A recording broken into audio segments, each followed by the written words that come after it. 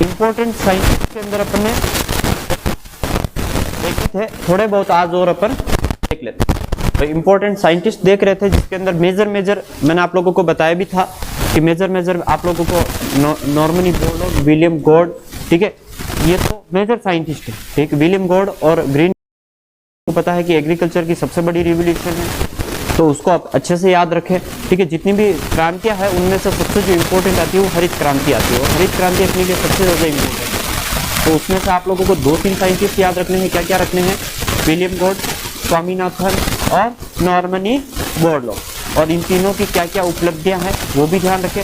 इसके अलावा श्वेत क्रांति के अंदर वर्गीस कुरियन कहाँ के हैं? भारत के, कोझिकोड केरला के हैं, ठीक है।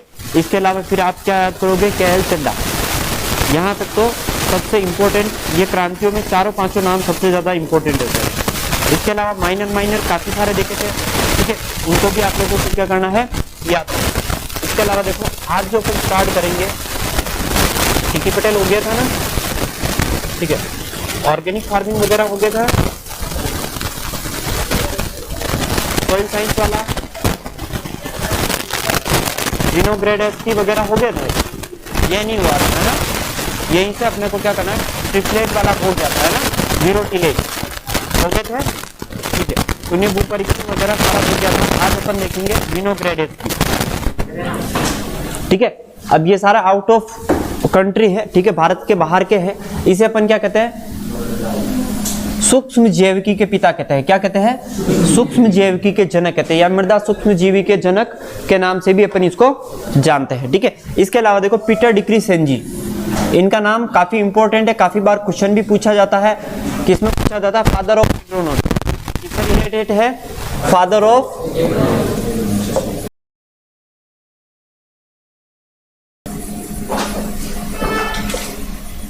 ठीक है, फादर ऑफ एग्रोनॉमी। भाई सस्य विज्ञान के पितामह कहते हैं। अगर मैं बात करूं कि एग्रोनॉमी क्या है, सस्य विज्ञान क्या है, भाई जाहिर सी बात है एग्रीकल्चर पढ़ते हैं, एग्रीकल्चर की मेजर ब्रांच सस्य विज्ञान भी पढ़ते हैं।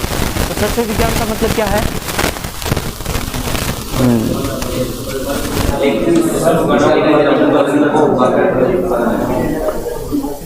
एक ही जाति की किस्मों को उगाकर उत्पादन करना। हाँ, जो भी एक ही जाति की किस्में उगाकर उत्पादन करना, उत्पादन लेना। हाँ भाई वही बात हो गई ना, उत्पादन करना, लेना। और कोई?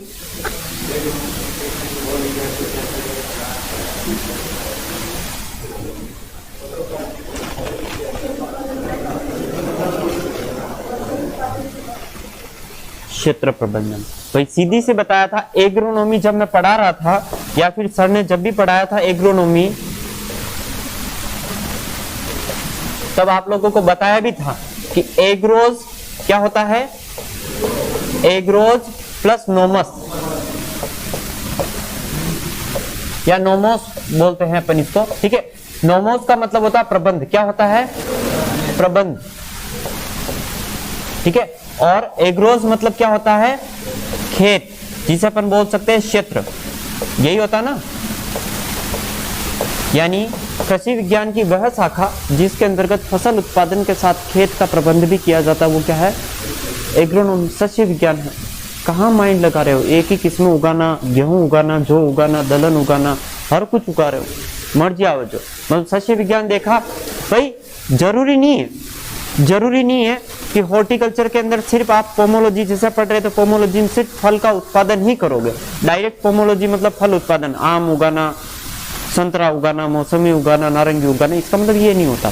कल्टीवेशंस करना, इसके अंदर जितनी भी प्रैक्टिसेस होती है, जितनी भी इंटरकल्चर ऑपरेशन वगैरह, जितनी भी क्रियाकलाप होता है, वो सारी करना ही क्या है? एक मीन होता है। लेकिन आप लोग डायरेक्ट उसको उगा रहे हो, क्योंकि पता है सबको कि एग्रोनॉमी में क्या आता है? गेहूं आता है, जौ आता है, चना आता है, तो डायरेक्ट यही उगाना, ये नहीं उगाना। अपने को क्या करना है? फसल उगानी है, फसल के साथ साथ क्या करना है? खेत का प्रबंध भी करना है। इसके अलावा देखो आर्थर यंग, इनका काफी इंपॉर्टेंट है, इन्होंने एक बुक लिखी एनाल्स ऑफ एग्रीकल्चर। कौन सी है? Annals of agriculture. लेकिन एक बुक और पूछी जाती काफी बार कि भारत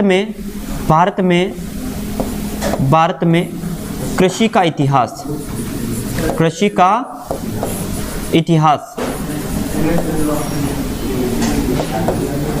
ठीक है, भारत में कृषि का इतिहास एक इंपॉर्टेंट है। And the beautiful garden, and the beautiful garden एक बुक और है, ब्यूटीफुल गार्डन्स, ठीक है, एक लिख लेना ब्यूटीफुल गार्डन। ये भी किसकी है? एमएस रंधावा की पुस्तक है, ये एमएस रंधावा की है, एमएस रंधावा,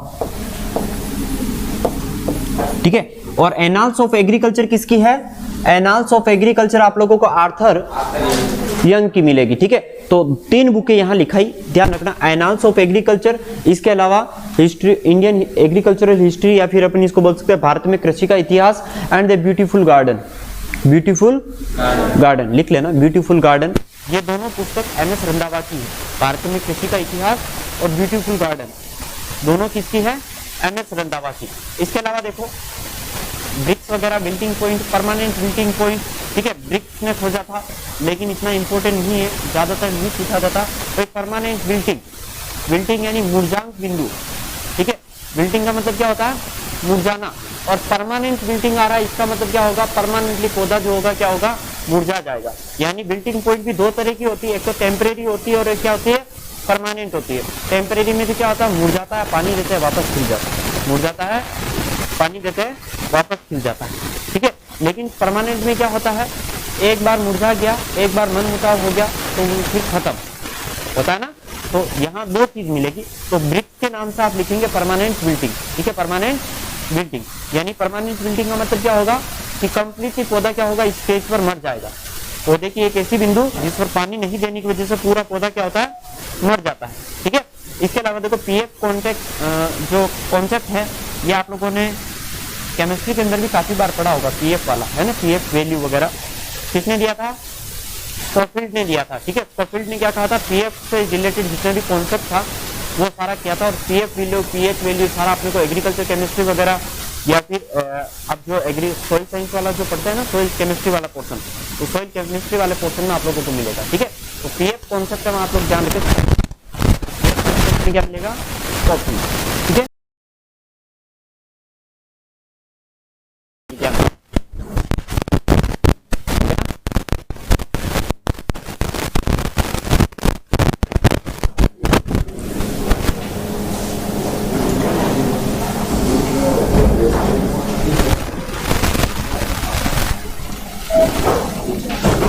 बुक जितनी भी राइटर्स की बुक है वो सारी एक एग्रीकल्चर से पर्टिकुलर राइटर्स की बुक आप लोग याद रखें। कुछ राइटर की बुक तो जैसे अपन ने एक पहले देखी थी, हॉर्स होइंग हस्बेंड्री, किसकी है? जेंथ्रो टूल की, ठीक है। एक बुक तो वो आती है मेजरली, दूसरी आती है अपने पास एनाल्स ऑफ एग्रीकल्चर, ठीक है। तीसरी है अपने पास भारत में कृषि का इतिहास, ये सबसे इंपॉर्टेंट है। सबसे इंपॉर्टेंट अपने पास क्या है? भारत में कृषि का इतिहास सबसे ज्यादा इंपॉर्टेंट है। इसके बाद जो हॉर्टिकल्चर से जो क्वेश्चन पूछा जाता है बुक को लेकर, वो पूछा जाएगा ब्यूटीफुल गार्डन, ठीक है। ये तीनों चारों बुक है, ये है। इसके अलावा और भी बुकें आएगी, वो बता दूंगा। ज्यादा से ज्यादा 10 बुकों के नाम याद रखना, इन 10 बुकों से रिलेटेड काफी बार क्वेश्चन पूछा जाता है। इसके अलावा देखिए सुमेकर, इन सुमेकर ने क्या बताया था? ठीक है, अम्लीय मृदाओं को सुधारने में चूने का प्रयोग होता है। भाई अम्लीय मृदा के लिए चूना लगाया जाता है, ये किसने बताया था? सुमेकर ने बताया था, ठीक है। पान की दुकान नहीं थी इनके, है ना। इन्होंने क्या बताया कि अम्लीय मृदा को सुधारने के लिए चूने का प्रयोग करें, ठीक है। लाइम यूज करते हैं ना अम्लीय मृदा, एसिडिक सॉइल को सुधारने के लिए अपन चूने का यूज करते हैं। और कब बताया था इन्होंने? 1961 में। 1961 में क्या बताया था कि अम्लीय मृदा को सुधारना है तो चूना डालो, ठीक है। चले, इसके अलावा स्क्रूनर ने जो बताया था कि जिप्सम का प्रयोग अपन सारी मृदाओं में कर सकते हैं, और इन महाराज ने कब बताया था? 1952 के अंदर, ठीक है। 1952 में इन्होंने बता दिया था कि जिप्सम का प्रयोग करके अपन सारी जो सोइल होती है उसको आप सुधार सकते हैं, ठीक है। फिर देखो YL नेने, ये इंपॉर्टेंट क्वेश्चन है, लास्ट ईयर भी आप लोगों को पूछा हुआ है, ये लास्ट ईयर भी पूछा हुआ क्वेश्चन है, ध्यान रखना। मैंने एक चीज बताई थी कि एग्रीकल्चर में पर्टिकुलर फिक्स है कि कहाँ से क्वेश्चन बनेंगे, हर बार वहीं से बनते हैं। मेजर जो क्वेश्चन बनता है वो ये बनता है कि धान का खेरा रोग किससे होता है? जिंक डिफिशियंसी से होता है। किससे होता है? जिंक की कमी से होता है, ठीक है। ये अपन सभी जानते हैं, जिंक की कमी। लेकिन वहां पर क्या कर देते हैं? क्वेश्चन को घुमा देते हैं, यानी क्वेश्चन यहीं से पूछा, क्वेश्चन क्या किया? यहीं से पूछा, लेकिन इतना सा पूछ लिया, चेंज कर लिया कि धान के खेरा रोग को किसने खोजा? तो धान का खेरा रोग खोजा था YL नेने ने, ठीक है। और कब खोजा था? 1966 यानी 1967 के अंदर इन्होंने क्या किया था? धान का खेरा रोग खोजा था। तो ये इंपॉर्टेंट है, ध्यान रखना, क्योंकि धान के खेरा रोग से रिलेटेड काफी बार क्वेश्चन पूछा गया है डायरेक्ट। पहले तो ये होता था कि सीधा सा क्वेश्चन पूछ लेते थे, धान का खेरा रोग किससे होता है, एक विपटेल किससे होता है। ये दोनों क्वेश्चन हमेशा पूछे जाता है, हर कंपटीशन एग्जाम में पूछा जाता है, ठीक है। लेकिन यहाँ सिर्फ लास्ट ईयर तुम लोगों के एग्जाम का जो लेवल है इसमें थोड़ा सा परिवर्तन करके इन्होंने क्या किया, इसके साइंटिस्ट का नाम पूछ लिया। बाकी ये पीजी लेवल का क्वेश्चन है। इसके अलावा देखिए डॉक्टर आर के मलिक, इनके बारे में मैंने आप लोगों को पहले ही बता दिया था। आर के मलिक के बारे में पहले ही बता दिया था। ये क्या है आप लोगों का पास? आइसोप्रोट्यूरोन, सॉरी ये क्या है आप लोगों के पास? फैलेरिस माइनर, जिसे अपन क्या बोलते हैं? गेहूंसा। क्या बोलते हैं? गेहूंसा। और इस गेहूंसा का नियंत्रण अपन किसके द्वारा करते हैं? आइसोप्रोट्यूरोन से करते हैं। किससे करते हैं? आइसोप्रोट्यूरोन से। लेकिन आर के मलिक ने हिसार के अंदर क्या बोला?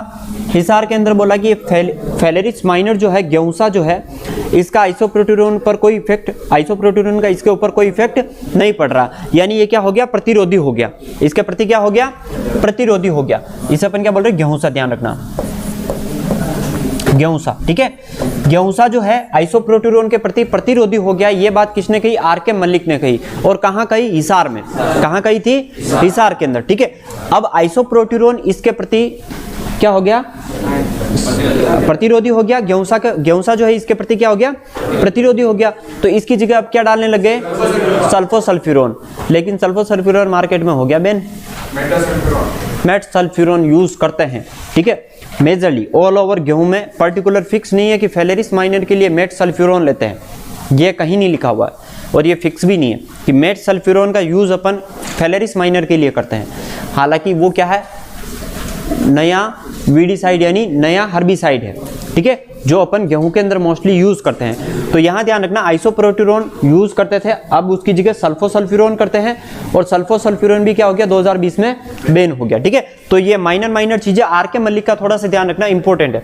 और इस तरह के जो अगर क्वेश्चन पूछेंगे मॉडिफाइडेड, तो आर के मलिक का नाम जरूर आएगा, क्योंकि फैलेरिस माइनर से रिलेटेड काफी बार क्वेश्चन पूछे जा चुके हैं। तो फैलेरिस माइनर से पूछे तो यहां से क्वेश्चन बनना स्वाभाविक होता है, ठीक है। तो दोनों चीज लिखना। इसकी जगह अब क्या यूज करते हैं? सल्फोसल्फ्यूरोन करते हैं। क्या करते हैं? सल्फोसल्फ्यूरोन। फिर मार्केट में बैन हो गया, लेकिन इसका मतलब ये थोड़ी कि 2 नंबर में बिकना बंद हो गया है ना, स्टॉक पड़ा है, 2 नंबर में बिकेगा। ये चीजें खामियां होती है साइंटिस्ट की। भाई अगर आप किसी गवर्नमेंट की एक चीज को बैन कर रहे हो तो उससे पहले उसका निदान दूसरी चीज दो ना। जब उसका निदान मिलेगा तभी तो किसी एक चीज को छोड़ेंगे, दूसरी चीज को पकड़ेंगे, है ना। चले नेक्स्ट करें। ओके, देखिए ईस्ट एंड सेल, ये सबसे इंपॉर्टेंट क्वेश्चन मैं मानता हूं मक्का के अंदर, ईस्ट और सेल का। इन्होंने 1910 के अंदर मक्का के अंदर एकल संकर दिया था। दोनों में सीधी सी बात है भाई। देखो 1910 एकल संकर कब आया था? एकल संकर, ठीक है, यानी सिर्फ 2 पेरेंट्स के बीच में क्रॉस करवाकर एक नई वैरायटी तैयार की थी। 2 पेरेंट्स के बीच में क्रॉस करवाकर एक वैरायटी तैयार की थी, ठीक है। इसके अलावा डीएफ जोन्स, ये काफी इंपॉर्टेंट क्वेश्चन है और डीएफ जोन्स का काफी बार पूछा है। डीएफ जोन्स ने क्या किया? द्विसंकरण पद्धति यूज की थी। कब की थी? 1920 के अंदर। कब किया था? 1920। और आराम से याद कर सकते हैं, याद करने में भी कोई दिक्कत नहीं होगी भाई। एकल संकर 10 के आगे क्या है? 1 है, ठीक है। द्विसंकर 20, द्विसंकर क्या है? 20, ठीक है। ये क्वेश्चन काफी ज्यादा पूछे जाते हैं, ये क्वेश्चन काफी ज्यादा पूछे जाते हैं भाई। मक्का के अंदर एकल संकरण किसने यूज किया? ईस्ट और सेल ने। द्विसंकर किसने यूज किया? डीएफ जोन्स ने, ठीक है। और ये सारी पद्धतियां हैं, ये क्या है? पद्धतियां। हाइब्रिड सीड प्रोडक्शन की काफी सारी पद्धतियां हैं, जिसका अब तो खैर त्रिसंकर भी यूज होने लग गया मक्का के अंदर, त्रिसंकर भी यूज करने लगे। लेकिन हालांकि अभी जो 8% टाइप है जो मोस्ट बनता है वो यही बनता है कि ईस्ट और सेल, ईस्ट सेल, इसके अलावा डीएफ जोन्स, ईस्ट सेल और डीएफ जोन्स। डीएफ जोन्स तो आया था 1920 के अंदर। कब आया था? 1920 में। और इन्होंने द्विसंकरण दिया था। क्या दिया था? द्विसंकरण। और ईस्ट और सेल आए थे 1910 के अंदर और इन्होंने क्या दिया? एकल संकरण। भाई 1910 में क्या है? 1 एकल संकर। 1920 में क्या है? 2 द्विसंकर। आराम से याद कर सकते हैं, डीएफ जोन्स, है ना, और ईस्ट और सेल। इसके अलावा देखो HF क्लेमेंट या क्लीमेंट अपन इनको बोलते हैं, इनका क्रॉप लॉगिंग के अंदर काफ़ी सारा कॉन्सेप्ट है, ठीक है। क्रॉप लॉगिंग, सच्चे संलेखन जिसे अपन बोलते हैं, crop lodging in sugarcane. Sugarcane के अंदर क्रॉप लॉगिंग के बारे में बताया था इन्होंने। और क्रॉप लॉगिंग होती क्या है? नाइट्रोजन, भाई सीधी सी बात है, नाइट्रोजन है, इसका मतलब इसको आइडिया है कि क्या करते हैं क्रॉप लॉगिंग। एक होती है लॉजिंग, लॉगिंग होती है, एक होती है लॉजिंग। तेज हवा या पानी की वजह से फसल गिर जाती है, उसे अपन क्या बोलते हैं?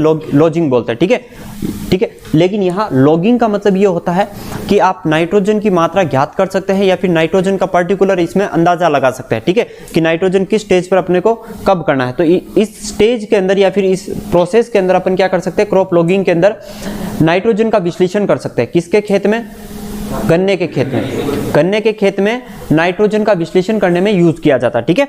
गन्ने के खेत में क्या करते हैं? नाइट्रोजन विश्लेषण जो पत्तियों के आधार पर करते हैं, और पत्तियों के आधार पर वैसे इसका यूज इसमें भी करते हैं, धान के अंदर भी करते हैं। एक लीफ कलर चार्ट आता है, उस चार्ट को लगाकर उसमें कलर देखकर उसका पता लगा लेते हैं, ठीक है। उसे अपन क्या बोलते हैं? HF Clement. यहाँ ध्यान रखना पोषक तत्व लिखा है, लेकिन पोषक तत्वों में आप लोग क्या लिखे? नाइट्रोजन लिखे। क्या लिखे? नाइट्रोजन। मुख्यतः नाइट्रोजन के लिए ही यूज करते हैं। क्रॉप लॉगिंग में जो एक चार्ट आता है उसको पत्तियों के ऊपर लगाते हैं और पत्तियों के कलर के आधार पर बताते हैं कि इसके अंदर नाइट्रोजन का कितना अंश है, ठीक है। और वो यूज करते हैं मोस्टली किसके अंदर? गन्ने के अंदर करते हैं, और नाइट्रोजन का यूज करने के लिए ही करते हैं, मोस्टली नाइट्रोजन के लिए ही करते हैं। पोषक तत्व तो इसने ऑल ओवर लिखे हैं, बाकी नाइट्रोजन के लिए ही करते हैं।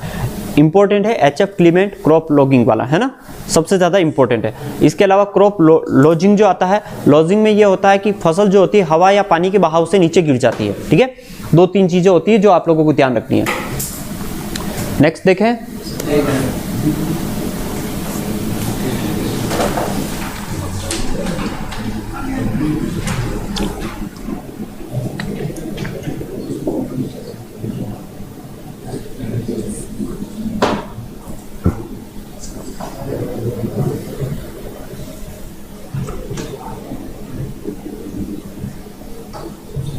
हो गया? चले अगला देते हैं। TS वेंकटरमन सबसे इंपॉर्टेंट वैज्ञानिक माने जाते हैं शुगर केन के अंदर। इन्होंने नोबल केन दिया था। क्या दिया था? नोबल केन। भारत में 8% टाइम पर सैकरम ऑफिसिनेरिस ही उगाते हैं। मोस्टली भारत के अंदर नोबल कृत ही गन्ना उगाते हैं। अभी जो केन ग्रो करते हैं भारत के अंदर वो कौन सा है? सैकरम ऑफिसिनेरिस, यही केन उगाते हैं। और इनका जो क्रॉस करवाया था वो किसने कराया था? वेंकटरमन ने। किससे कराया था? देखो, एक तो लिया था भारतीय गन्ना। कौन सा लिया था? भारतीय गन्ना, सैकरम बारबेरी जिसे अपन बोलते हैं, सैकरम बारबेरी। दूसरी चीज ली थी सैकरम स्पॉन्टेनियम जिसे अपन बोलते हैं कांस। क्या बोलते हैं? कांस, ठीक है। इन दोनों का प्रयोग, हाँ वाइल्ड केन भी बोल सकते हैं इसको, वाइल्ड केन, भारतीय गन्ना और जंगली गन्ना। और जंगली गन्ना जो होती है कांस होती है जिसे अपन क्या बोलते हैं? सैकरम स्पॉन्टेनियम बोलते हैं। इन दोनों का क्रॉस करवा कर क्या तैयार किया था? नोबल केन तैयार किया था। क्या तैयार किया था? नोबल केन। और ये नोबल केन ही भारत में 8% टाइम पर सबसे ज्यादा उगाया जा रहा है, ये ध्यान रखना। नोबल केन ही भारत में सबसे ज्यादा उगाया जा रहा है। 8% टाइप पे सबसे ज्यादा नोबल केन ही उगाते हैं और यही सबसे ज्यादा इंपॉर्टेंट है। भारतीय गन्ना और कांस का क्रॉस है। दोनों का बॉटनिकल नेम लिखना चाहे तो लिखे। भारतीय गन्ना का क्या होगा? सैकरम बारबेरी, सैकरम बारबेरी और सैकरम स्पॉन्टेनियम, सैकरम बारबेरी और सैकरम स्पॉन्टेनियम, सैकरम बारबेरी और सैकरम स्पॉन्टेनियम, सैकरम स्पॉन्टेनियम, ठीक है। सैकरम स्पॉन्टेनियम दोनों इंपॉर्टेंट है। Saccharum barberry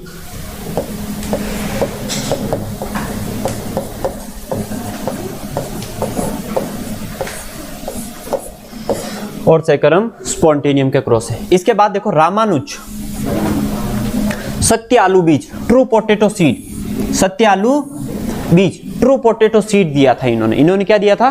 true potato seed दिया था। और मेजरली जो पोटैटो की बीज दर रखी जाती है वो कितनी रखी जाती है? 100 से 150 ग्राम। कितनी रखी जाती है? 100 से 150 ग्राम।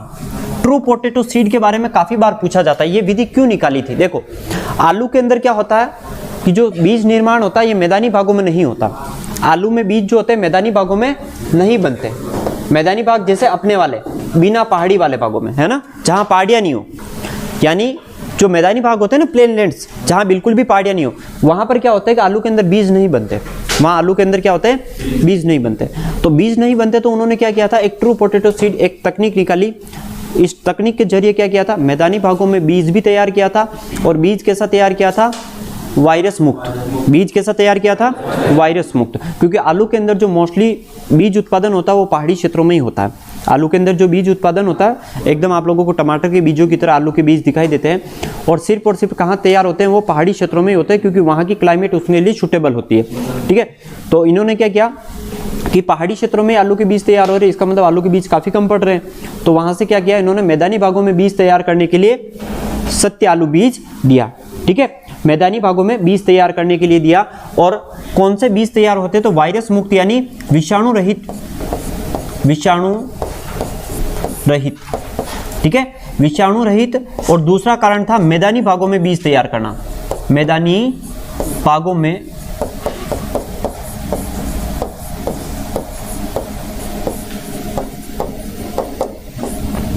ये दोनों पॉइंट इंपॉर्टेंट है, ध्यान रखना। आलू के अंदर वायरस मुक्त बीज तैयार करने के लिए कहीं टिश्यू कल्चर मत कर देना। आलू में वायरस मुक्त बीज तैयार करने के लिए अपन क्या यूज करते हैं, रामानुज ने जो सत्य आलू बीज तकनीक दी थी उसका प्रयोग करते हैं। इसके अलावा ये सीड प्लॉट के अंदर है, इन दोनों को सीड प्लॉट में ध्यान रखना है ना, सीड प्लॉट टेक्निक में। इन दोनों को किस में याद रखोगे, सीड प्लॉट टेक्निक में। ठीक है, ये जो पुष्करनाथ वाली जो सीड प्लॉट टेक्निक है, इनका मेन उद्देश्य आलू विषाणु मुक्त आलू तैयार करना, और दूसरा मैदानी भागों में बीज तैयार करना। ये दोनों पॉइंट जो आएंगे वो किस में आएंगे, ट्रू पोटैटो कि आलू में बीज तकनीक के द्वारा अपन लगाते हैं, ये नॉर्मल है। इतना जो मेन चीज है वो दोनों में इंपॉर्टेंट है। एक तो रामानुज में काफी बार कंफ्यूजन हो जाता है, रामानुज और पुष्करनाथ दोनों का इंपॉर्टेंट है। दोनों भारतीय वैज्ञानिक है, एक तो रामानुज है और एक पुष्करनाथ, दोनों ही भारतीय वैज्ञानिक है। एक ने तो क्या दिया, ट्रू पोटैटो सीड दी थी, और क्या सजेशन किया था कि 100 से 150 ग्राम आलू की बीज दर लेनी चाहिए। दूसरा पुष्करनाथ जिसने सीड प्लॉट टेक्निक दी थी, सीड प्लॉट टेक्निक में उन्होंने क्या बोला कि वायरस मुक्त बीज तैयार हो जाएंगे। वायरस मुक्त बीज तैयार होने के साथ साथ आलू के जो बीज है मैदानी भागों में आराम से ग्रो कर सकते हैं। यानी विषाणु रहित और मैदानी भागों में बीज तैयार करने के लिए कौन सी तकनीक आई थी, सीड प्लॉट टेक्निक। और ये सीड प्लॉट टेक्निक किसने दी थी, पुष्करनाथ ने दी थी। तो दोनों चीजें ध्यान रखना, रामानुज ने तो बताया था कि बीज दर जो लेते हैं 100 से 150 ग्राम लेंगे। ठीक है, और पुष्करनाथ ने क्या बताया, पुष्करनाथ ने क्या दिया था, ठीक। चले नेक्स्ट देखें, सेकरम स्पॉन्टेनियम, जंगली गन्ना, जंगली गन्ना, जंगली गन्ना। नेक्स्ट देखें, चले नेक्स्ट देखते हैं केसी मेहता। भाई रस्ट, केसी मेहता का नाम आते ही आप लोगों को याद आएगी रस्ट। क्या याद आएगी, रस्ट। और रस्ट किस में देखने को मिलेगी, गेहूं में। गेहूं में जो तीनों प्रकार की रस्ट होती है। गेहूं में कितने प्रकार की रस्ट आती है, 3 प्रकार की रस्ट आती है। इन तीनों प्रकार की रस्ट के बारे में किसने बताया, केसी मेहता ने बताया। कितने प्रकार की होती है, 3 प्रकार। और इन तीनों प्रकार की रस्ट के बारे में केसी मेहता ने बताया था। किसने बताया था, केसी मेहता ने। एक किस्म का नाम लिखना, देखो यही जब रस्ट आया ना तो एक छोटी लरमा लिखना। क्या लिखोगे, छोटी लरमा, लरमा, या पूसा लरमा के नाम से भी अपन इसको जान सकते हैं, पूसा लरमा।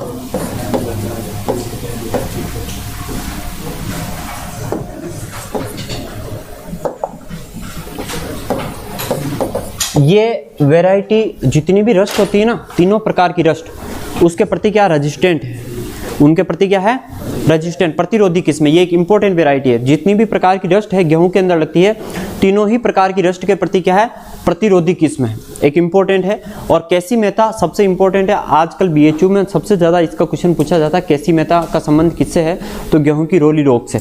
गेहूं में जो रस्ट लगता है, स्टेम रस्ट लगता है, येलो रस्ट लगता है, स्ट्रिप रस्ट लगता है, तो इन रस्टों के अंदर जो इनकी रस्टों की खोज की थी वो किसने की थी, केसी मेहता ने की थी। और रस्ट को क्या बोलते हैं, रोली बोलते हैं। ठीक है, चलिए अगला देखो, रिम्पू।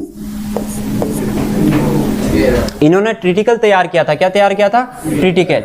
भाई मानव निर्मित गेहूं, पहला क्या है, मानव निर्मित गेहूं, जिसका क्रॉस क्या था, गेहूं इंटू राई, ठीक है, सिकिल सीरियल वगैरह बोल सकते हैं। ट्रिटिकम एस्टिवम लिया, इसके अलावा सिकिल सीरियल का प्रयोग करके इन्होंने क्या तैयार किया था, ट्रिटिकल तैयार किया था, जो प्रथम मानव निर्मित खाद्यान्न है। प्रथम मानव निर्मित अनाज के साथ साथ इसकी जो पहली किस्म थी कौन सी थी, DT46। कौन सी किस्म थी, DT46, इसकी पहली किस्म थी, ध्यान रखना इसकी पहली किस्म काफी बार पूछी जाती है। ट्रिटिकल की पहली किस्म कौन सी थी, DT46 थी। चले, इसके अलावा नागेरू को देखा होगा आप लोगों ने, इनका आप लोगों ने जब मस्टर्ड वगैरह पढ़ा होगा तो इनका नाम भी सुना होगा। इन्होंने मस्टर्ड का एक त्रिकोण दिया था, मस्टर्ड का, नागरू ने क्या किया था, मस्टर्ड का एक त्रिकोण दिया था जिसमें इसका ओरिजिन सब कुछ बताया था। भाई ब्रेसिका नाइग्रा से लेकर कहां तक मस्टर्ड फैली हुई थी उसको क्या किया, एक त्रिकोण में डिवाइड किया था, ठीक है। ब्रेसिका नाइग्रा में क्रोमोसोम से रिगार्डिंग करके इसको ब्रेसिका कंप्रेस्टिस, ब्रेसिका जूनसिया वगैरह से रेपा वगैरह और एक सब का क्या किया, एक रिलेशन इस्टेब्लिश किया, जो किसमें किया, एक त्रिकोण में किया, ठीक है। तो ये त्रिकोण किसने दिया था, नागरू ने दिया था, ठीक है, ये ध्यान रखना। हालांकि ये मस्टर्ड के अंदर अपने को पढ़ने को मिलेगा। ये त्रिकोण होता क्या है, 2-3 त्रिकोण आप लोगों को वहां मिलेंगे। यानी ब्रेसिका नाइग्रा एक मेन होता है, ब्रेसिका नाइग्रा से जो स्पीसीज उत्पन्न हो रही है वो सारी स्पीसीज, जो सरसों वाली फैमिली की जितनी भी स्पीसीज है वो इस त्रिकोण में दिखाई हुई है। एक आता है ईजे बटलर, इनका आप लोगों ने नाम पैथोलॉजी के अंदर सुना होगा, जब पैथोलॉजी सर पढ़ा रहे थे तो ईजे बटलर का नाम सुना होगा, ठीक है, पैथोलॉजी के अंदर। और ईजे बटलर ने ही क्या किया था, हरित बाली रोग दिया था। कौन सा रोग दिया था, हरित बाली रोग दिया था। इसके अलावा देखो, इनको भारतीय पादप रोग विज्ञान के जनक माना जाता है।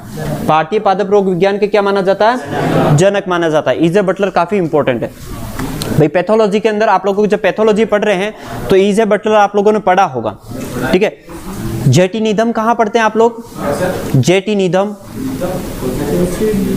जेटिनिदम नहीं पढ़ा। निमेटोलॉजी भी तो पढ़ा होगी, एंटोमोलॉजी पढ़ी तो निमेटो भी पढ़ी होगी थोड़ी बहुत।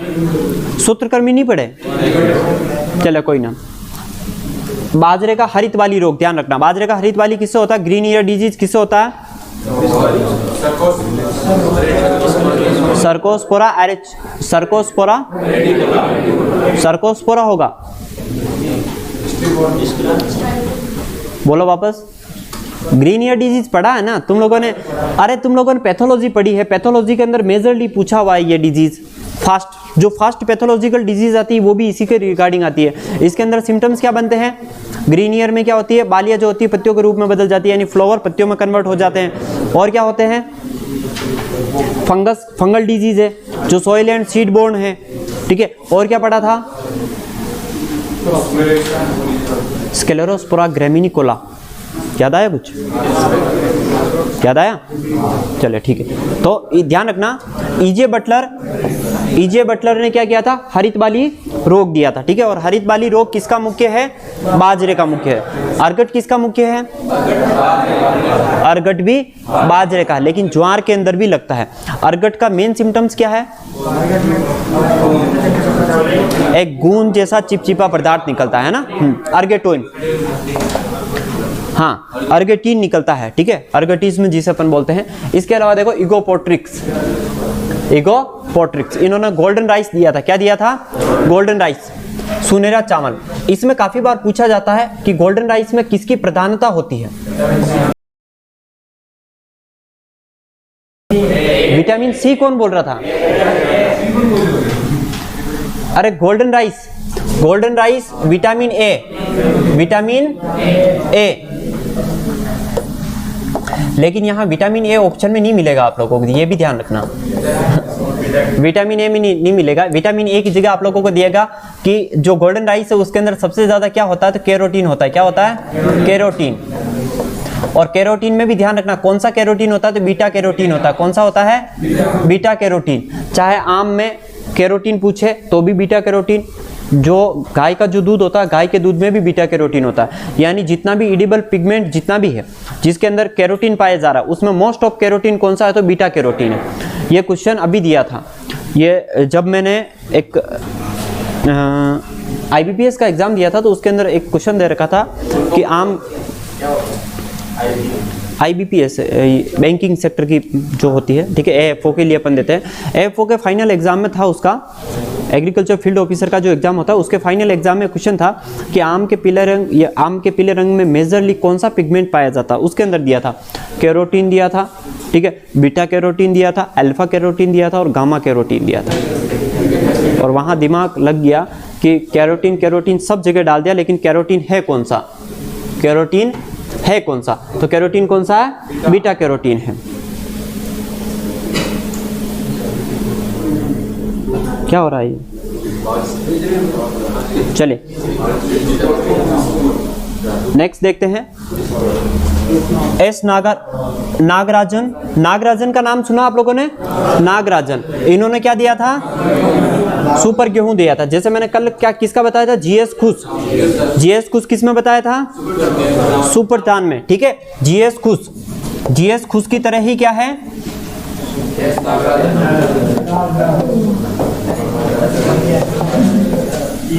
खुश, ठीक है। जीएस खुश और एस नागराजन दोनों का इंपॉर्टेंट है भाई। सुपर गेहूं सुपरधान है क्या, जो सामान्य फसलों से 10 से 20% अधिक उपज देते हैं, ठीक है।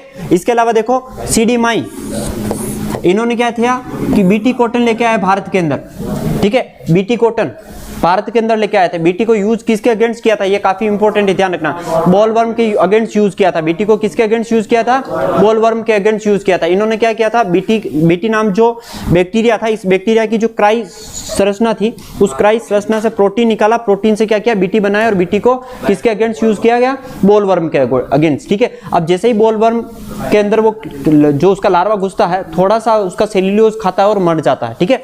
तो ये बीटी कॉटन कौन लेके आया था, सीडी माई लेके आया था, ठीक है। इसके अलावा देखो नीतीश कुमार इंद्रधनुष क्रांति के जनक माने जाते हैं, ठीक है। हिल्टनर छोड़ देना, राइजोस्फीयर शब्द दिया था, राइजोस्फीयर शब्द दिया था। राइजोस्फीयर यानी जड़ क्षेत्र जो होता है ना, ठीक है, जड़ क्षेत्र, इस जड़ क्षेत्र को अपन क्या बोलते हैं, राइजोस्फीयर बोलते हैं, ठीक है। और राइजोस्फीयर जो शब्द दिया था वो किसने दिया था, हिल्टनर ने दिया था। तो ये तो क्या होता है, कॉमन होते हैं, हालांकि इतना इंपॉर्टेंट नहीं। नीतीश कुमार तक ठीक है, नीतीश कुमार देख लेना। नागराजन का अच्छे से देखना, क्योंकि सुपर गेहूं के कॉन्सेप्ट अभी काफी चल रहे हैं, ठीक है। सुपर व्हीट के कॉन्सेप्ट काफी चल रहे हैं, तो इसको थोड़ा सा ध्यान रखना। सुपर व्हीट, सुपर राइस, दोनों का एक ही मेन मोटो है कि नॉर्मल जो किस्में होती है उससे 10 से 20% क्या देते हैं, अधिक उपज देते हैं। यानी इनका जो प्रोडक्शन होता है वो 10 से 20% क्या होता है, अधिक होता है। इनका प्रोडक्शन हमेशा 10 से 20% सामान्य किस्मों से क्या होगा, ज्यादा होगा। इसके अलावा नेक्स्ट देखें, विटामिन शब्द किसने दिया, फंक ने दिया, पढ़ा हुआ है, ठीक है। इसके अलावा देखो फ्रैंक, फंक के अलावा फ्रैंक, इन्होंने क्या दिया था, माइकोराइजा शब्द दिया था। और माइकोराइजा क्या होता है, माइकोराइजा क्या होता है, कवक और उच्च पादपों की जड़ों के बीच का संबंध, ठीक है, हाँ, सहजीवी संबंध, ठीक है। इसके बाद देखो कुहैन ने कौन सा शब्द दिया था, एंजाइम शब्द दिया था, ठीक है। इनमें improvement of tomato, Gautam Kalu जिसे अपन बोलते हैं, गौतम कालू, ये जो गौतम कालू है ना, ठीक है, इन गौतम कालू का मेजरली माना जाता है टोमेटो ब्रीडर है। क्या है, टोमेटो ब्रीडर, जिन्होंने इंप्रूवमेंट किया था टोमेटो के अंदर, ठीक है। इसकी गुणवत्ता को काफी बार सुधारी थी, इसीलिए इस गौतम कालू को अपन क्या बोलते हैं, गौतम कालू को बोलते हैं टमाटर का प्रजनक, टमाटर प्रजनक, क्या बोलते हैं, टमाटर प्रजनक, ठीक है।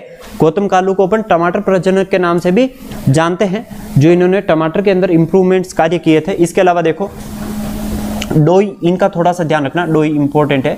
डोई वाले जो है, इन्होंने टमाटर में हैप्लॉइड दिया था, ठीक है, यानी अगुणित पौधों की परिकल्पना दी थी, यानी नंबर ऑफ क्रोमोसोम के ऊपर काम किया था। जो टमाटर है, टमाटर के अंदर गुणसूत्रों के ऊपर काम करने वाला कौन था, डोई, ठीक है। इन डोई ने क्या किया था, टमाटर के अंदर गुणसूत्रों के ऊपर काम किया था, और गुणसूत्रों में भी कौन सी परिकल्पना दी थी, हैप्लॉइड, यानी अगुणित गुणसूत्रों के बारे में बताया था। किसके बारे में बताया था, अगुणित गुणसूत्रों के बारे में बताया था। ओनली फॉर एन को डिवाइड किया था इन्होंने, ठीक है, अगुणित गुणसूत्रों के बारे में बताया था। डॉक्टर हरभजन पिंडी से संबंधित है। इसी के साथ देखो हरभजन से रिलेटेड और क्रांति भी है। कौन सी क्रांति है, परभणी क्रांति, ठीक है। इनको परभणी क्रांति के जनक भी बोला जाता है, क्या बोला जाता है? परभणी क्रांति के जनक भी बोला जाता है। परभणी क्रांति इज रिलेटेड टू ओकरा प्रोडक्शन, यानी भिंडी के उत्पादन से परभणी क्रांति संबंधित है। इंपॉर्टेंट है, इसको नोट करके लिखना, परभणी क्रांति। हाँ, परभणी भिंडी की किस्म भी है, ध्यान रखना, ठीक है। परभणी क्रांति भिंडी उत्पादन, ठीक है। परभणी क्रांति का संबंध किससे है? भिंडी उत्पादन से है। और यही डॉक्टर हरभजन सिंह है जिन्होंने क्या किया था? भिंडी में सुधार कार्य किया था, परभणी क्रांति चलाई थी, ठीक है। और इसी के नाम से इन्होंने डॉक्टर हरभजन किस्म भी है, किसकी? हरभजन नाम से भी किस्म है भिंडी की, और परभणी क्रांति के नाम से भी भिंडी की किस्म है। दोनों ही चीज, भिंडी की पर्टिकुलर किस्म भी है परभणी क्रांति, परभणी क्रांति। एक आजाद क्रांति किसकी है? आजाद क्रांति भिंडी की भी है, ध्यान रखना, भिंडी की भी है, ठीक है। भिंडी की भी है, बैंगन की भी है, दोनों की किस्म है। ये अभी जस्ट इसके बाद अपन कंफ्यूजन वैरायटी वाला टॉपिक ही छेड़ेंगे, ठीक है। इसके अलावा देखें, डॉक्टर जेम्स छोड़ देना, इतना इंपॉर्टेंट नहीं है। इन्होंने मेल स्टेरिलिटी वगैरह के ऊपर, जेम्सन ने मेल स्टेरिलिटी वगैरह के ऊपर काम किया था, इतना इंपॉर्टेंट नहीं है, छोड़ देना, ठीक है। जोन्स एंड मान छोड़ देना। ऑनियन के अंदर इम्प्रूवमेंट काम किया था, यानी जो प्याज था, प्याज के अंदर जैविक सुधार किया था इन्होंने। केवी पटेल भारतीय में मसाला सुधार है, कोई इतना इंपॉर्टेंट नहीं है। आरएस एमीन मैंने पहले ही बता दिया था, सॉफ्टवुड ग्राफ्टिंग दिया था जब आम के अंदर ग्राफ्टिंग पढ़ा रहा था। आरएस एमीन ने क्या किया था? सॉफ्टवुड ग्राफ्टिंग का कॉन्सेप्ट दिया था। और कहाँ दिया था? GAU गुजरात में दिया था, ठीक है। GAU गुजरात के अंदर दिया था। और इन्होंने क्या कहा था? ये जो विधि है शुष्क क्षेत्रों के लिए या पश्चिमी राजस्थान के लिए सबसे उपयुक्त है। इसके अलावा देखो पियर्सन, इन पियर्सन ने फूल गोभी में नरबंधता विकसित की थी। पियर्सन ने फूल गोभी में क्या किया? नरबंधता विकसित की थी। मेल स्टेरिलिटी का मतलब क्या होता है? निकम्मापन। मेल स्टेरिलिटी का मतलब क्या होता है? निकम्मापन। समझ में आया कुछ? मेल स्टेरिलिटी का मतलब होता है निकम्मापन, यानी ना इधर का ना उधर का, ठीक है। एक होता है सेल्फ इनकम्पेबिलिटी। सेल्फ इनकम्पेबिलिटी का मतलब तो ये होता है कि मेल और फीमेल दोनों ही अच्छे खासे विकसित होने के बाद भी एक दूसरे को फर्टाइल नहीं कर पाते। लेकिन यहाँ सेल्फ इनकम्पेबिलिटी में ये होता है, चाहे अच्छी खासा मेल हो चाहे अच्छी खासी फीमेल हो, खुद के पौधे को फर्टाइल करे नहीं कर पाएगा, लेकिन पड़ोसी में भी। हाँ भाई, घर की मुर्गी दाल बराबर यहाँ नहीं होगी, ठीक है। वो सेल्फ इनकम्पेबिलिटी में लगता है कि घर की मुर्गी दाल बराबर, हर जगह सारा एक ही एग्जाम्पल सेट नहीं होता। इसका मतलब ये होता है कि नरबंधता जब भी होती है, ना तो ये खुद के पौधे को परागित कर पाता है, ना पड़ोस वाले पौधे को परागित कर पाता है, यानी कोई काम का नहीं होता। पूरा का पूरा क्या होता है? स्टेरिलाइज होता है, नर जो होता है बंदी होता है, ठीक है। तो दो चीजें कॉन्सेप्ट अपन वैसे भी काफी सार पढ़ते हैं कि सेल्फ इनकम्पेबिलिटी काफी बार पढ़ा है। जैसे आंवला पढ़ा दिया हिंदी मीडियम में, आंवला नहीं पढ़ाया, जब पढ़ाऊंगा तब बता दूंगा। आंवले के अंदर काफी अच्छा कॉन्सेप्ट लगता है आंवले में, क्योंकि आंवले के अंदर पॉलिनेशन कौन सा होता है? क्रॉस पॉलिनेशन होता है। कौन सा होता है? Cross pollination. लेकिन आंवले में फ्लावरिंग अगर देखें तो ऊपर तो आता है मेल और नीचे वाले उसी टहनी के नीचे के साइड में होती है फीमेल, ठीक है। लेकिन फिर भी क्या होता है? सेल्फ पॉलिनेशन नहीं होता। कारण क्या आता है? सेल्फ इनकम्पेबिलिटी आ जाती है, क्योंकि ये मेल अच्छा खासा विकसित है, फीमेल भी अच्छी खासी विकसित है, लेकिन ये इसको फर्टाइल नहीं कर पाएगा। ये क्या करेगा? दूसरे पौधे की फीमेल को जाकर फर्टाइल करेगा। उस कॉन्सेप्ट में लगता है घर की मुर्गी दाल बराबर। समझ में आया कुछ? यानी सेल्फ इनकम्पेबिलिटी होने के चक्कर में क्या होता है कि मेल और फीमेल अच्छे खासे विकसित होने के बावजूद भी एक दूसरे को फर्टाइल नहीं कर पाते। और ये दोनों पास पास में है, दोनों क्या है? नियरेस्ट है, फिर भी क्या है? ये इसको फर्टाइल नहीं कर पाएगा। ये होती है सेल्फ इनकम्पेबिलिटी, जो अपन आंवले के अंदर, जब भी आंवला पढ़ेंगे तब उसके अंदर देखेंगे। पियर्सन ने क्या किया था? नरबंधता दी थी किसके अंदर? फूल गोभी के अंदर।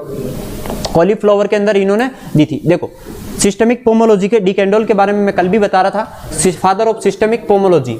ये आप लोग पढ़ते हैं, ध्यान रखना, ये आप लोग पढ़ते हैं। पोमोलॉजी भी पढ़ते हैं तो कोई सिस्टमिक तरीके से ही तो पढ़ते हैं। पढ़ते क्या? पहले अपन उसका बॉटनिकल नेम लेते हैं, फिर उसके सब पॉइंट वगैरह लेते हैं, इंपॉर्टेंट पॉइंट लेते हैं, फिर अपन उसकी क्लाइमेट सॉइल के बारे में देखते हैं, फिर इसके अंदर अपन इरिगेशन फर्टिलाइजर वगैरह लेते हैं, वेराइटीज लेते हैं। तो ये क्या करते हैं? अपन सिस्टमेटिक तरीके से पढ़ते हैं। और यही सिस्टमेटिक तरीका जो होता है, इनके जो जनक माना जाता है डी कैंडोल को माना जाता है, इंपॉर्टेंट है, ध्यान रखना।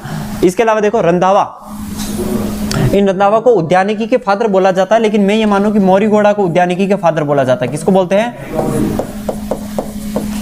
छोड़ देना, ये पॉइंट लिखना ही मत। ये पॉइंट क्या करना है? लिखना ही मत, क्योंकि कारण है क्योंकि हॉर्टिकल्चर के फादर ना तो अभी तक कभी पूछे हैं और ना इनका कोई ऑथेंटिक आंसर है अपने पास। चले, डॉक्टर बीपी पाल, गुलाब प्रजनन, और इनकी एक बुक है द रोज इन इंडिया। इनकी एक बुक भी क्या है, द रोज इन इंडिया।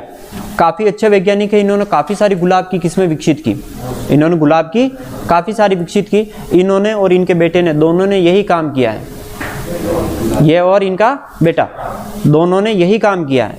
दोनों ने पूरी जिंदगी किस्में लगा दी, गुलाब की किस्में विकसित करने में लगा दी और गुलाब की किस्मों को पहुंचा दिया 1000 पार। ठीक है, ये इन्हीं का योगदान है। ठीक है, बीपी पाल पढ़ा है ना, बीपी पाल। चलिए, डॉक्टर त्रिवेदी इकबेना। डॉक्टर त्रिवेदी किससे संबंधित है, इकबेना। ये अरेंजमेंट ऑफ प्लांट। इकबेना क्या है, एक पौधे को संगाई की एक क्रिया है, पौधे की संगाई की एक जापानी क्रिया है। ठीक है, इकबेना का मतलब क्या होता है, एक जापानी कला द्वारा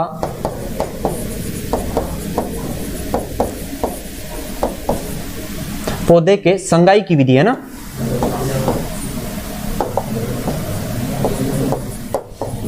संगाई यानी क्या होता है, ट्रेनिंग। ठीक है, इसमें फ्लावर अरेंजमेंट किया जाता है। किसका अरेंजमेंट किया जाता है, फ्लावर अरेंजमेंट किया जाता है। ठीक है, चलिए, इसके अलावा देखो और साइंटिस्ट, दोनों छोड़ देना, साइमन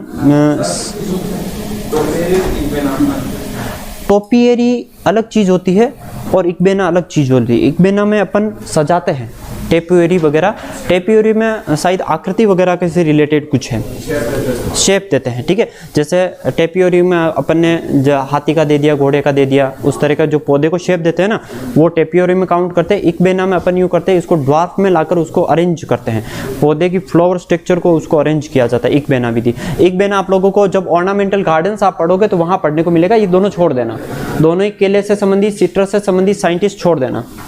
ठीक है, इसके अलावा देखिए, पपीता से संबंधित कोई नहीं, Cheema, doctor Cheema. Direct doctor Cheema पे आओ। डॉक्टर चीमा पढ़ा था ना अपन ने, कहाँ पढ़ा था अपन ने, चीमा और धीमा। कहाँ पढ़ा था मैंने, चीमा और धीमा। आम में कहाँ पढ़ाया था मैंने आप लोगों को, अरे आम में पढ़ाया था ना चीमा धीमा, आम के अंदर पढ़ाया था ना चीमा और धीमा। कहाँ पढ़ाया था, अब ये लिखे हो तो पता चले कि आम के अंदर सर ने कहाँ पढ़ाया था, चीमा और धीमा पढ़ाया था। और वहीं मैंने नीचे चीमा के नीचे अंडरलाइन करके लिखा था कि ये किससे संबंधित है, अनार से संबंधित है। किससे संबंधित है, अनार से। क्या खोजा था चीमा धीमा ने, स्पंजी टिश्यू खोजा कि नहीं खोजा, उत्तक्षय चीमा और धीमा ने खोजा था। और जिसके नीचे ही मैंने लिखवा रखा था चीमा किससे संबंधित है, अनार से संबंधित है। HB. Frost 1935, HB. Frost 1935, king into willow leaf. King into willow leaf से क्या दिया इन्होंने, किन्नो दिया। देखो किन्नो का क्रॉस इजी याद कर सकते हैं अपन, क्या याद कर सकते हैं, इजी। कैसे, किन्नो, इंग्लिश में लिखो सबसे पहले किन्नो, ये क्या आता है, किंग, और ये क्या है, विलो लीफ। ठीक है, इस तरह से अपन लिख सकते हैं, किन्नो में ही छुपा हुआ है इसका क्रॉस। किन्नो नाम जब भी लिखो तो कैसे लिखोगे, इंग्लिश में लिखोगे। ठीक है, और आगे के का मतलब क्या होता है, किंग, एंड लास्ट का जो है उसका मतलब क्या होता है, विलो लीफ, यानी किंग इंटू विलो लीफ। ये भी कंफ्यूजन नहीं रहेगा, मेल पेरेंट्स किंग था या विलो लीफ थी, तो मेल पेरेंट्स क्या होगा, किंग होगा, और विलो लीफ क्या है, फीमेल पेरेंट्स है। और इन दोनों के बीच में क्रॉस करवाया था किसने, एच.बी. फ्रॉस्ट ने। कहाँ करवाया था, कैलिफोर्निया, यूएसए। ठीक है, यूएसए में इन्होंने क्या किया था, क्रॉस किया था। फिर 1959 भारत के अंदर एंटर कर गया था, कहां से, पंजाब से। और पंजाब से कहां आ गया, गंगानगर। पंजाब से कहां आया, गंगानगर। तो किन्नों की भी काफी अच्छी खासी थ्योरी है, वो भी अपने को देखनी है। इसके अलावा देखो चीमा और धीमा, दानी नहीं होगा, धीमा। ठीक है, चीमा और धीमा, ये यही बता रखा था। आम में स्पंजी टिश्यू, जो किसकी वजह से होता है, सॉइल हीट कन्वेंशन, उच्च मृदा ताप संवहन के कारण आम के अंदर उत्तक्षय की समस्या आ जाती है। एसके रॉय सबसे इंपॉर्टेंट है, ध्यान रखना, काफी बार पूछ लेंगे आप लोग। जीनो एनर्जी कूल चैम्बर, इन्होंने क्या दिया था, एक कूलिंग चैम्बर दिया था। काफी बार अपने पास जीरो बजट, जीरो का मतलब भी ये होता है जीरो एनर्जी, ठीक है। इसके अंदर अपन यूं कह सकते हैं कि जीरो बजट फार्मिंग करते हैं अपन, क्या करते हैं, जीरो बजट, ठीक है।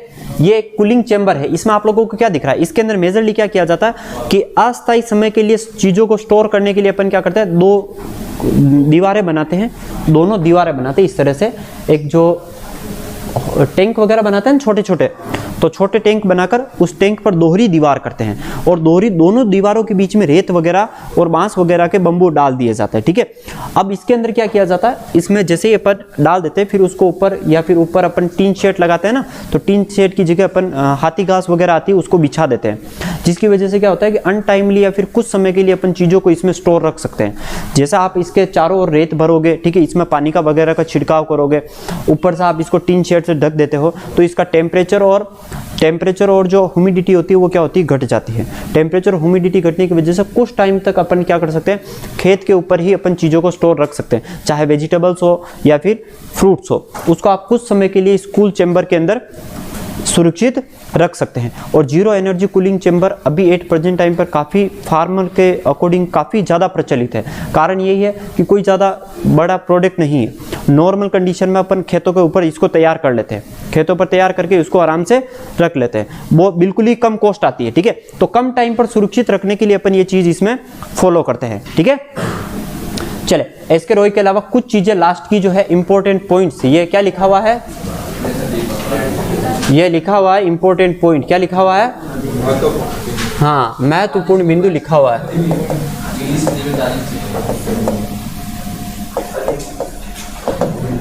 इसमें नहीं होता, ठीक है, इंपॉर्टेंट पॉइंट्स, ठीक है। कुछ महत्वपूर्ण बिंदु के बारे में यहाँ पर बताया हुआ, जैसे दीपा, क्या है ये, दीपा। वैसे तो दीपा लिखा जाता है DEEPA, ठीक है, लेकिन यहाँ क्या लिखा हुआ है, दीपा लिखा हुआ है, क्या लिखा हुआ है, दीपा। इंपॉर्टेंट है, ध्यान रखना इस दीपा को। डिस्ट्रक्टिव इंसेक्ट पेस्ट एक्ट, क्या है, डिस्ट्रक्टिव इंसेक्ट एक्ट 1914, 1914, ठीक है, 1914। ये काफी इंपॉर्टेंट है, मद्रास से शुरू हुआ था डिस्ट्रक्टिव इंसेक्ट पेस्ट एक्ट, ठीक है। ये काफी एग्जाम में पूछा जाता है, दीपा, इसकी फुल फॉर्म से रिलेटेड क्वेश्चन पूछा जाता है, दीपा, ठीक है। बोल लो एक दो बार, इजीली से याद कर लो इसको, destructive insect pest act, insect pest act यानी कीटों और पीड़क जो होते हैं उनको रोकने के लिए जो एक्ट बनाया था वो कौन सा था, दीपा था, ठीक है, जिसे अपन कहते हैं डिस्ट्रक्टिव इंसेक्ट पेस्ट एक्ट, जो कब आया, 1914 में आया। इसके अलावा देखो आवश्यक वस्तु अधिनियम, आवश्यक वस्तु अधिनियम कब लगा, 1955 के अंदर लगा, ठीक है। इसके अलावा देखो बीज अधिनियम 1966 में लागू, बीज अधिनियम 1966 में बना था, लेकिन लागू कब हुआ था, 1969 के अंदर लागू हुआ था। और ये एक इंपॉर्टेंट पॉइंट है, ध्यान रखना, कब लागू हुआ और कब बना था, बना यानी पारित, ठीक है। ये पारित तो हो गया था, कब हो गया था, 1966 में, मतलब बिल बनकर तैयार हो गया था। इसका जो बिल बनाया था या फिर एक जो आलेख जो तैयार करते हैं ना, एक रूपरेखा इसकी तैयार करके इसको रख दिया था संसद भवन में। फिर क्या किया, बहस चलती रही, कभी एक बंदा मानता है तो दूसरा रुस जाता है ना, एक मानता है तो दूसरा मुंह फुला लेता है। उस कंडीशन में क्या हुआ, धीरे धीरे करते हुए लास्ट में जाकर इसको 1969 में क्या किया, अप्रूव किया, ठीक है। तो इसको लागू कब किया था, 1969 में इसको अप्रूव किया था। तो बीज अधिनियम सीड एक्ट के बारे में काफी बार क्वेश्चन पूछा जाता है, और बीज वाला पोर्शन आप लोगों के सेफ है, तो बीज अधिनियम का आप लोगों को पता होना चाहिए भाई। बीज अधिनियम 1966 में बन गया था, ठीक है, बीज अधिनियम बन गया था, लेकिन लागू कब हुआ था, 1966 में हुआ था। इसी तरह से देखो कीटनाशी अधिनियम, ये कीटनाशी अधिनियम 1968 में बन गया था, लेकिन लागू कब हुआ, 71। और जो अभी आप लोगों के पेस्टिसाइड्स वगैरह जितने भी इंसेक्टिसाइड बैन हुए हैं वो इसी की देन है, जितने भी पेस्टिसाइड वगैरह बैन हुए वो इसी एक्ट की देन है। वही निर्धारित करता है कि कौन सा इंसेक्टिसाइड मार्केट में चलना चाहिए और कौन सा इंसेक्टिसाइड मार्केट से रोक देना चाहिए, ठीक है। इसके अलावा देखो फर्टिलाइजर एक्ट, ठीक है, उर्वरक नियंत्रण आदेश 1985, उर्वरक नियंत्रण आदेश 1985, ये सबसे इंपॉर्टेंट मानता हूं मैं इस चीज को, ठीक है। Fertiliser control act fertiliser control act. और 8% टाइम पर तो मार्केट में इसकी डिमांड भी है फर्टिलाइजर कंट्रोल एक्ट की, और काफ़ी जगह लिखा रहता है। जहाँ पर भी आप लोग जो पेस्टिसाइड वगैरह की दुकानों पर जाओ तो वहाँ पर भी ये फर्टिलाइजर कंट्रोल एक्ट वहाँ लिखा रहता है, according to fertiliser control act. यानी जो भी अधिनियम वो बना रहा है या फिर कौन सा केमिकल किस जगह कितना अप्लाई करना है, वो वहाँ पर कौन देगा, फर्टिलाइजर कंट्रोल एक्ट उसको घोषित करवाता है। इसके अलावा देखो seed control act, seed control act, बीज नियंत्रण आदेश 1983। इसके अलावा देखो सीड पॉलिसी 2002, लेकिन मैं इसको कहूँ कि ये न्यू सीड पॉलिसी है। कौन सी है? न्यू सीड पॉलिसी, ठीक है। ये नई बीज नीति है। ये क्या है? नई बीज नीति है। बाकी जो पुरानी बीज नीति थी वो 1985 के समथिंग चल गई थी, लेकिन वापस इसको रिपब्लिश किया, और रिपब्लिश करने के बाद 2002 में वापस रिफाउंडेड किया। तो 8% टाइम पर जो नई बीज नीति आती है, बीज नीति नहीं आती, क्या आती है? नई बीज नीति आती है। और वो कब बनी थी? 2002 में बनी थी, ठीक है। तो ये सारा किससे हो गया? अपने इंपॉर्टेंट पॉइंट से हो गया। इसके जो आगे का अपन कंफ्यूजन वेराइटी है वो कर लेंगे। आज के लिए इतना ही। Thank you so much.